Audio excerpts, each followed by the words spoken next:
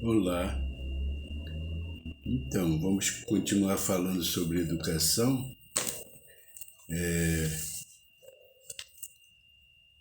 Meu nome é Evodes Oliveira da Silva, eu sou graduando de licenciatura em Sociologia e sou aluno do Centro Universitário Internacional Uninter. Meu RU é 2732633. E o vídeo é exigência para a conclusão do estágio supervisionado, obrigatório no formato extensão. E meu projeto de extensão o tema é educação e escola. O vídeo de hoje, o texto é baseado no livro da própria Uninter, Sociedade Urbana e da Violência, da autoria de Joyce Kelly Pescarolo. E esse livro enfatiza bem os problemas da educação, questão da educação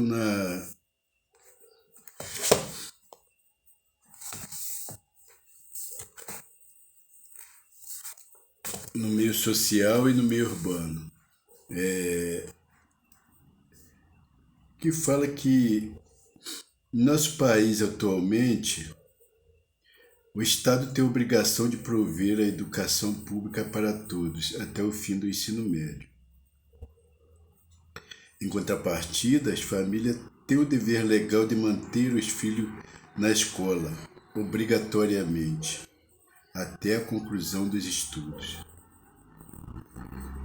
Logo, toda criança e todo adolescente tem o direito de estudar, e tanto o Estado quanto as famílias têm obrigação legal e moral de garantir esse direito. Mas, entretanto, os desafios de uma educação universal são inúmeros. Quanto maior o contingente de indivíduos atendido pelo sistema educacional, maior o número de pessoas envolvidas para fazer o sistema funcionar. Nas escolas com maior número de clientes, as dificuldades são ainda mais complexas, bem como as resoluções desses problemas, pois mobilizar as pessoas em prol de um mesmo objetivo demanda muito diálogo e tempo, o que as escolas públicas não têm.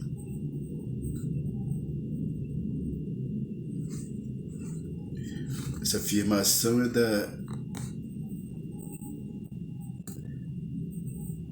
da Joyce Kelly Pescarolo. E segue o texto. Estas, especialmente as estaduais, têm pouquíssimos momentos para realizar reuniões durante o ano letivo, o que compromete a qualidade da sociabilidade e a criação de vínculos, conforme assinalou Senetti, 2010. Cabe ressalvarmos que, certamente, o impacto social da universalização da educação das últimas décadas não pode ser visto como totalmente negativo. É notório que, para muitas famílias, a escola certamente foi um importante trampolim social. Também é inegável o importante papel da educação nos debates sobre a ampliação da cidadania e democracia. Assim fica claro que a escola tem sido um poderoso instrumento de transformação social para os indivíduos das mais diversas sociedades. É necessário reconhecer a escola como uma das instituições mais importantes para as mudanças sociais positivas que ocorreram nos últimos séculos. Não obstante, neste capítulo, analisaremos mais cuidadosamente alguns problemas que a escola vem enfrentando e que tem feito do seu interior um palco midiático para falar inclusive sobre violência. Investigaremos a relação entre a ampliação do sistema de ensino com a sua precarização e, na sequência, como esta tem resultado na crise da autoridade docente e no desengajamento dos alunos quanto à causa escolar.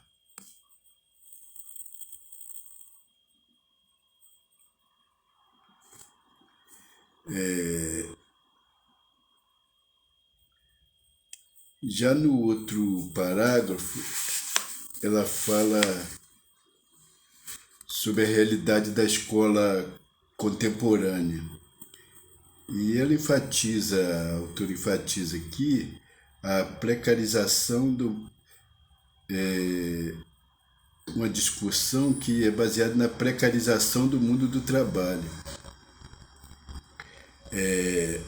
A precarização do mundo do trabalho são salários baixos, jornadas de trabalho exaustivas, trabalho insalubre e por aí vai. E só que essa precarização chegou no meio escolar.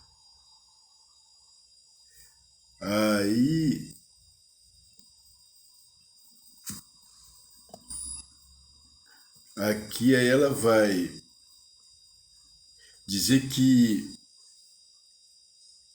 o trabalho se precarizou nas últimas décadas no Brasil, como já explicamos, né? E é necessário destacar que existe uma dificuldade em encontrar uma definição rigorosa do que significa trabalho precarizado, pois a expressão está relacionada a um conjunto de situações mais ou menos comum em vários países, sejam capitalistas ou seja socialistas.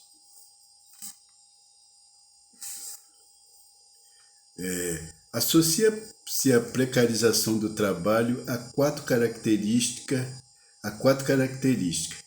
insegurança no emprego, perda de garantias, salários baixos, descontinuidade nos tempos de trabalho.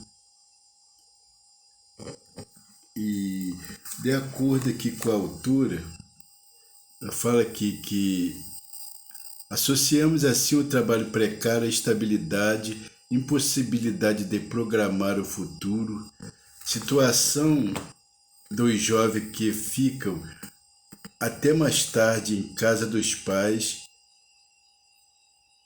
a incapacidade econômica, impossibilidade de fazer face aos riscos sociais e de assegurar as despesas econômicas do cotidiano, o surgimento dos novos pobres e a alteração do ritmo de vida, alteração nos horários de trabalho e da relação entre trabalho e desemprego.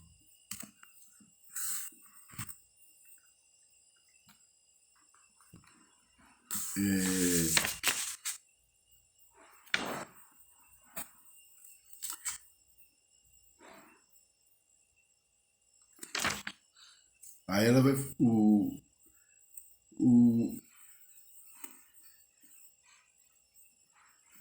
Ela vai falar aqui que no caso da educação, mais ou menos ainda, já que é crescente o número de professores contratados temporariamente nas escolas públicas.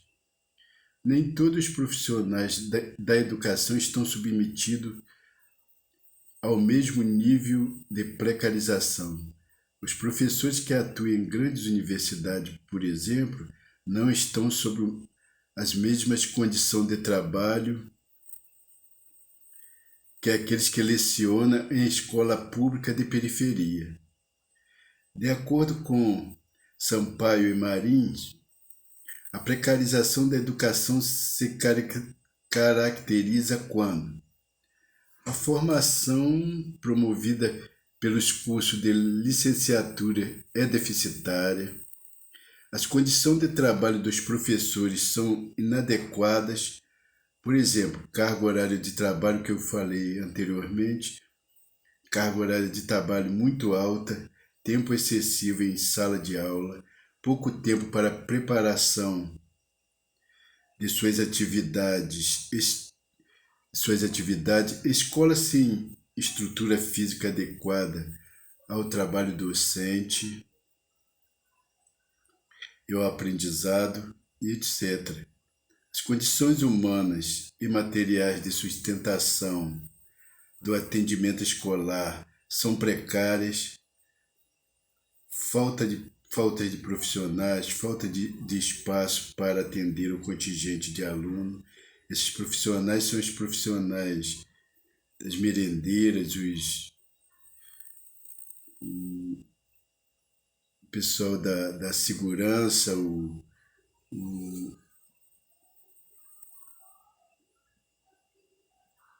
e todo o pessoal de apoio da escola. Além disso, a questão salarial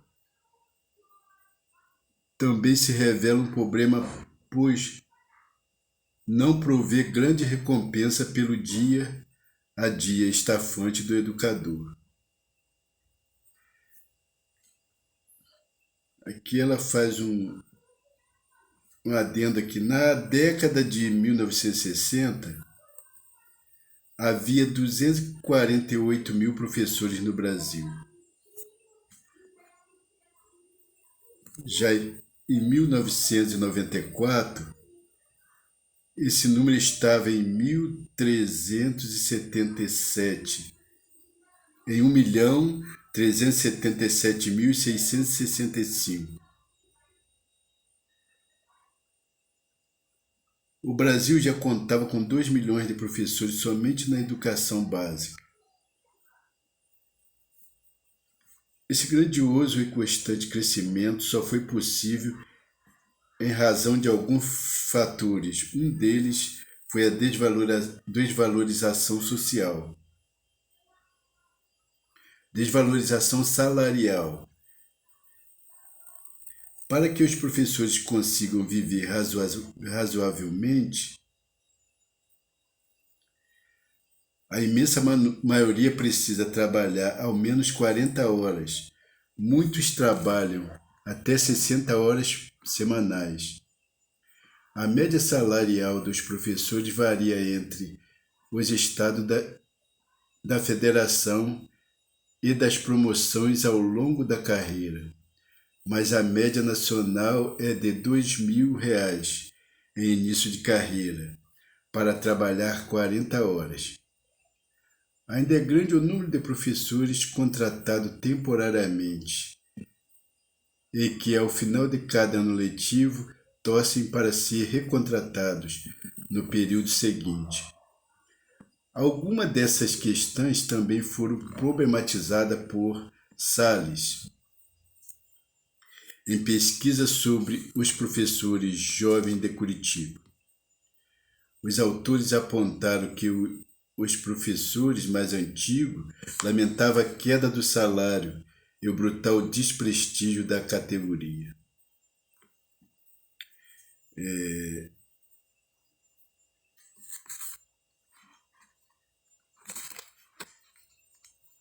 Aí a gente pode ver o reflexo que essas questões traz na educação em geral. Aqui,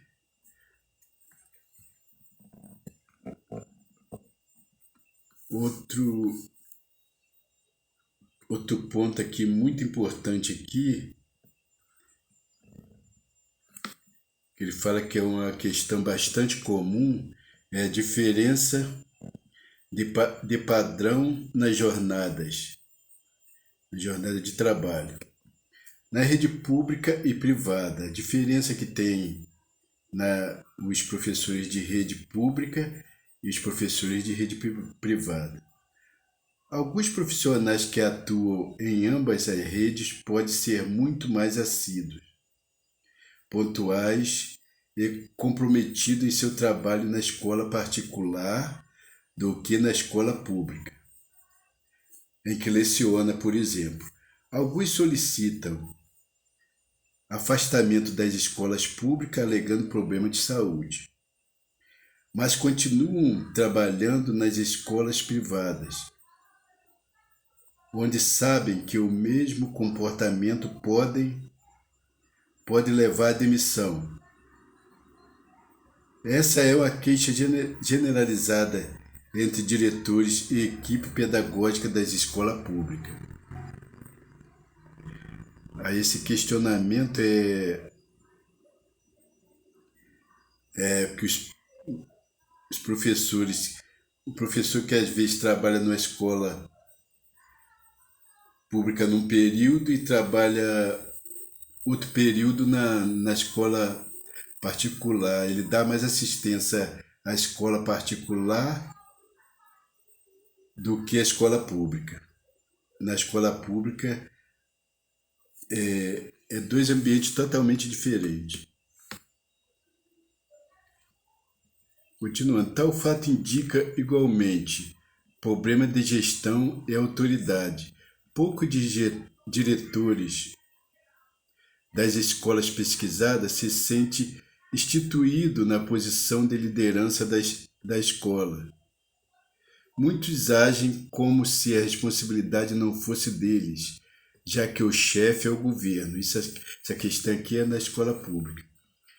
Essas questões são mais comuns nas escolas estaduais, nas quais a direção passa muito tempo ausente, em reunião com o núcleo de educação e com outros setores, do que nas municipais. Nesta, a liderança tende a ser mais presente na escola, mais firme e mais implicadas.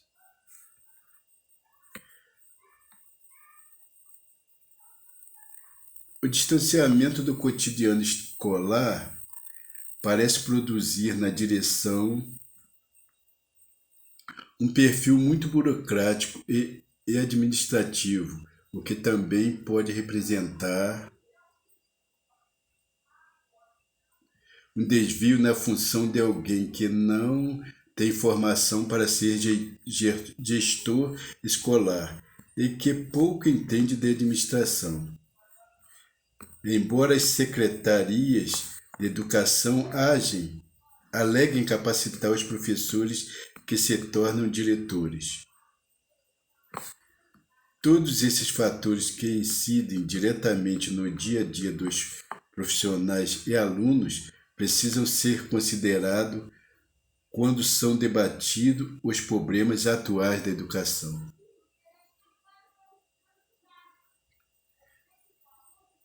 Como a síndrome de Burnout, embora boa parte das patologias associadas aos professores seja comumente atribuída ao trabalho com os alunos, é importante destacarmos que o ambiente escolar, como um todo, incluindo a relação com outros profissionais, representa um dos principais fatores de desgaste dos educadores.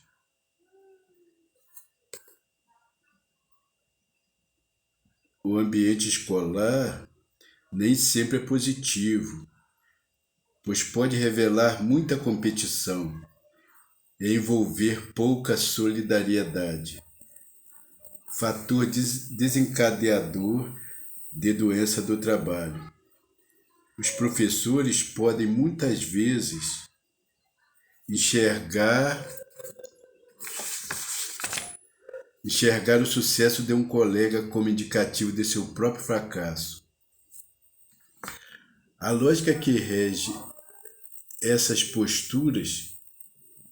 postura parece ser de alguém que estando infeliz e sem perspectiva de mudança, espera que outros profissionais também se sintam assim.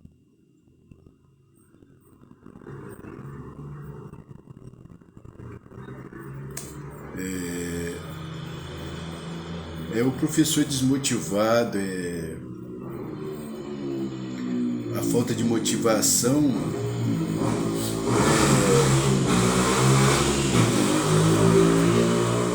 a falta de motivação dos professores pelo baixo salário, pela questão das salas de aula com 40, 50 alunos, para ele dar conta para ele dar conta daqueles alunos tudo, preparar as aulas para aqueles alunos.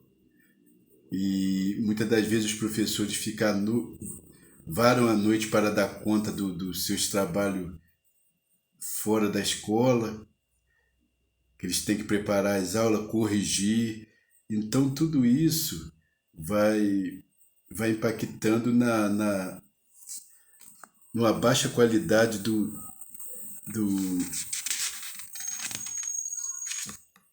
ensino, principalmente do ensino público.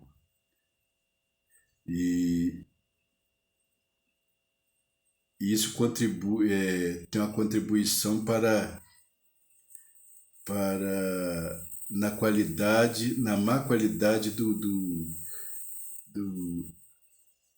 da formação dos alunos, aí que eu cito, principalmente das escolas públicas, porque na privada tem muitas delas têm bons salários, têm uma gestão totalmente diferente que não depende do governo para tomar as iniciativas, que também muitos diretores e professores ficam trelados às diretrizes que as questões políticas, que a política tem uma influência grande na direção das escolas. Aí o que acontece é que muitas das vezes o travamento da escola se dá às questões políticas, porque determinados colégios municipal, estadual, está totalmente ligado à questão política, porque pelo loteamento político. Então acontece esses problemas que foi que eu já citei aqui na leitura do texto.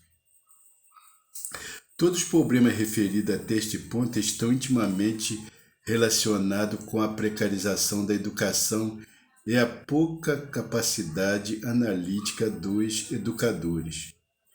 O trabalho precarizado também incide sobre os laços de solidariedade e traz consequências ao caráter pessoal dos indivíduos, como asseverou Sennett em A Corrosão do Caráter. Sennett chamou atenção para o enfraquecimento dos laços afetivos, de confiança e de cooperação perante um novo modelo de trabalho fundado no capitalismo flexível, no qual as formas rígidas da burocracia e o excesso de rotina caem por terra. Também vieram abaixo alguns benefícios comumente associados ao mundo do trabalho, como a coesão social apontada por Durkheim, da divisão do trabalho social. Também podemos citar a alta rotatividade de profissionais nas escolas como um fator de precarização escolar. Atualmente, muitas escolas preferem a contratação temporária de professores para montar suas equipes. Há escolas que chegam a ter mais de 60% do quadro de professores contratado para cargos temporários, mediante processo seletivo. Não é incomum que um mês após o início das aulas, a escola ainda esteja esperando os professores para completar o quadro docente, porque o Estado encerra os contratos de trabalho temporários. E os profissionais têm que passar por um processo de recontratação. Essa flexibilidade da contratação dos profissionais e a alta rotatividade causam ansiedade nesses professores que, ao fim do contrato, não estarão amparados pela consolidação das leis do trabalho, CLT. Aqui, a falta de amparo do professor pela CLT, consolidação das leis do trabalho, vai de encontro àquilo que eu já falei anteriormente, que é a precarização do trabalho. E por ele não ter esse amparo, o seu trabalho se torna precário, porque ali ele trabalha pelo aquele contrato e quando vence ele fica sem saber, sem ter segurança. Então vai de encontro àquilo que eu falei anteriormente sobre a precarização do trabalho. E essa estabilidade também os proíbe de ingressar em movimentos reivindicatórios coletivos, como as greves, já que tal ato pode representar obstáculo a contratações futuras. É aquela velha lógica, se reclamar, está cortado.